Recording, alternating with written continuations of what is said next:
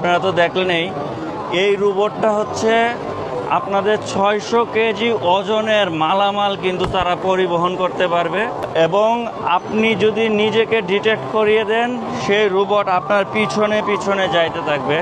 So এই কোম্পানিতেও আমি visit করব।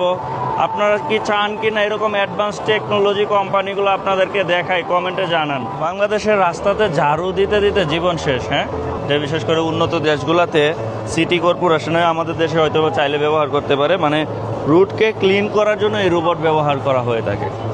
So this is great. How much price of this robot?